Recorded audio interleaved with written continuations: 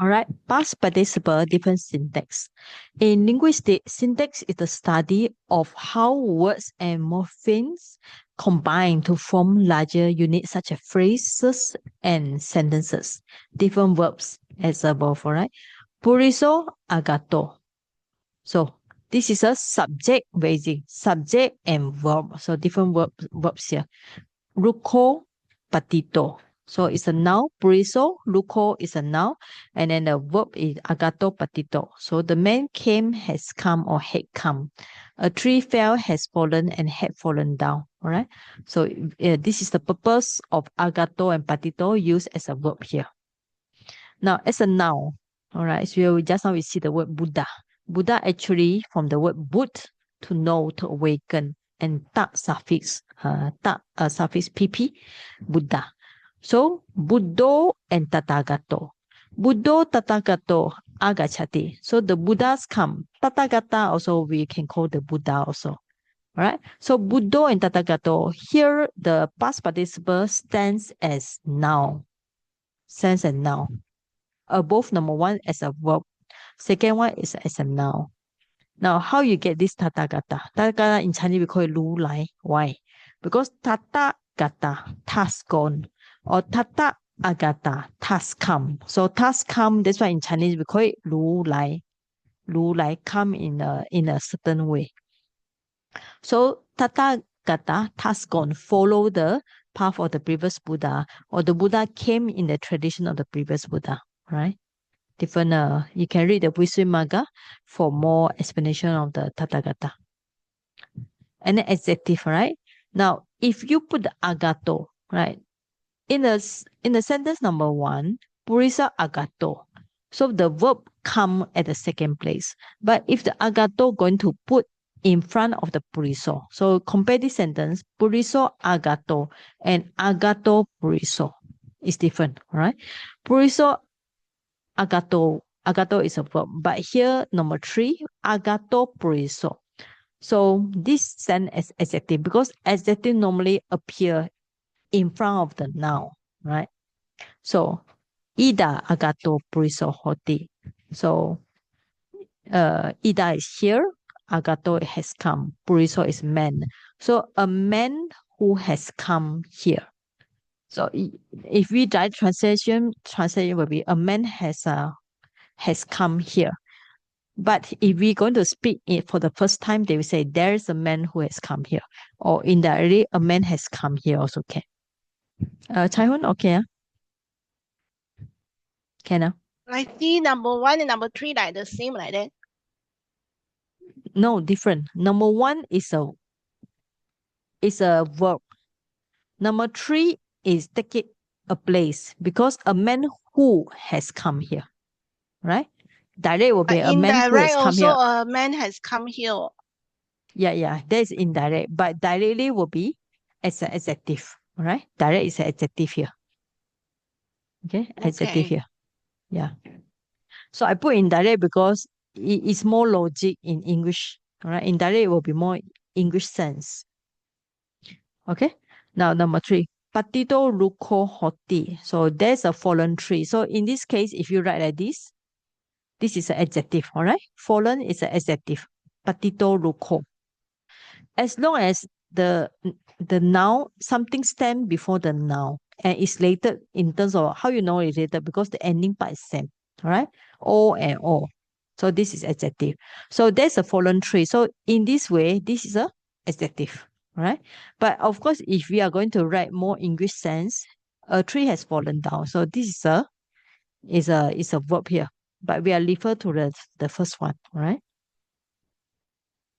Okay, now this is better, right? Sudo puriso āgacchati. So sudo is a pure. Puriso is man. So the pure man comes. So you can see pure is a adjective here, right? Okay, sudo is pure. Puriso is man. So a pure man comes. So adjective is a pp. Pp is adjective here. Can you follow? So we cannot say puriso sudo āgacchati tak boleh ah. Puriso, sudo. Not in the Pali sentence, but in poem is okay. Poem or verse, they don't follow so much. All right. Okay. Now, because this is a puriso is subject, so it's a nominative singular. So pseudo should be also adjective, nominative singular. So it must follow. All right. Can now, okay. Now, what if you are going to make it as an object, right? Ida here, agatam purisam, aham, I, okay, pasami. So I see, aham pasami. I see here. What come people? I see purisam. Purisam is an object. I see a man, agatam, who came here. So in this way, who has come? Who had come here? So this PP is an adjective here. Can follow? Can So you need to now you need to start to identify the PP already, like just now. So this is a PP here. All right. Can purisam agatam purisam. So this agatam appear before the purisam. Can right? Okay. Okay. Now sometimes you have something we call it a subject complement. So puriso, the man. So pamatto. So this is adjective, yes, but we in English we call it subject complement because it explains the subject. So the man is pamatto, heedless. So pa plus mat plus ta suffix, all right? So heedless means without mindfulness. Okay. So this in a way is adjective, but we also call it subject complement. Just try to explain what is a English sense, okay? Right. Now, sometimes we can use as a verb. So far, how many we have studied? We have studied is a verb, PP as a verb, PP as a noun, PP as an adjective. All right. Now, PP as a subject complement, like this pamatto concept, and PP as a adverb. Adverb means used to be the hutvā, right? So Sakko, King, dibba. Sampatti means we see this word sampatta before, right? So divine property or property of deity by is a instrumental case. By the prosperity of deity, pamatto, heedless. Hutvā is a gerund here, having become heedless by the divine prosperity. Means that then vihesā became akāsi, vikkhepaṃ akāsi together with translate as became confused. Right? Means that his mind is distorted because of he heedless by the divine prosperity. So pamatto hutvā, when you combine this, it becomes adverb. Adverb sense, okay? Adverb means what is adverb? Adverb means it explain the verb here. All right, adverb explain the verb. So Sakka vikkhepaṃ akāsi is a verb here. So adverb is having become heedless. All right. So you need to remember the English grammar also. Adverbial phrases is a group of words that function as an adverb. Right. So up here. Or you can translate as adjective. All right. Sakka, who is being heedless by the prosperity of deity, become confused. So either as adverb or adjective here. But my teacher explained when you put the word hutvā, PP, you put the word hutvā, it become pamatto, right? PP plus the twa here, it become pamatto, it becomes gerund by itself. So this is one of the grammar here. PP plus hutvā, it become the gerund by itself. That's the meaning here. Pamatto. All right. Anyway, it's okay. You open out and then you will study by yourself and then you're going to read again. Okay. Soyaṃ. Next one, 5. Soyaṃ this. Soyaṃ means soyaṃ become a soyaṃ, right? Soyaṃ this rogo, disease. Diṭṭho. So rogo is a masculine singular subject here. So this diṭṭho means from the word diṭṭha. Diṭṭha means also this plus tha. You got diṭṭha. Means it's a PP here. pipa means seen. All right. So this disease, diṭṭha, has been seen. All right. PPP. Sometimes we call it PPP here. Later explain. So he, number singular, vihesā, worry, is, right? Is. He becomes worried. He is worried. He is worried when, now this is a subject here, but this is a subject we call it, we call it, we call it nominative because all are nominative case, right? So diṭṭho is nominative absolute, right? We call it nominative absolute. What is nominative absolute means? We can translate as while or when. So we translate when or while this disease has been seen. All right. So here has been seen. So when or while this disease had been seen, he became worried. All right, so we can use the PP here as a reason. Okay, so the Pali grammar is depends on the context. Sometimes we can use, like in this case, like PP, we can use it as a verb, we can use it as a noun, we can use it as a present tense, we can use it as a PPP, past participle, or you can use it as a reason here, or you can use it as an adverb here. It depends on how we use it. It depends on context. So far, okay? So this is this chapter, this document here is to give you some idea about PPP. So later when you study the sutta or when you read the Pali Meiji lesson 15, you don't get so confused. But of course now it's a lot of information. All right? Okay. Now when we finish this one, for Pali Sorry, Meiji, Saiji. PPP yeah, means what?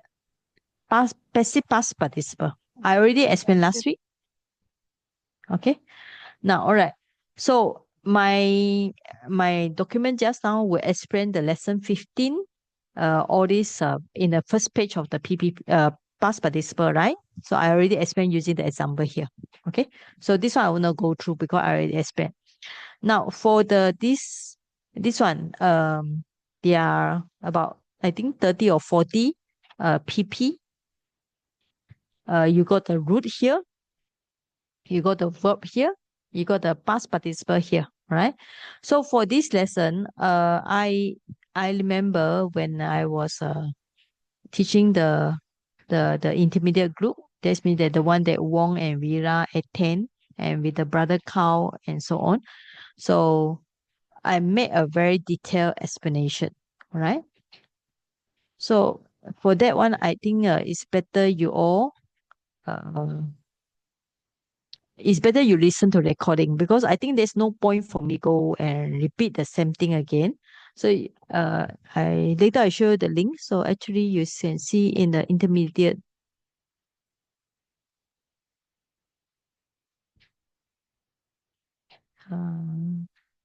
Not the intermediate.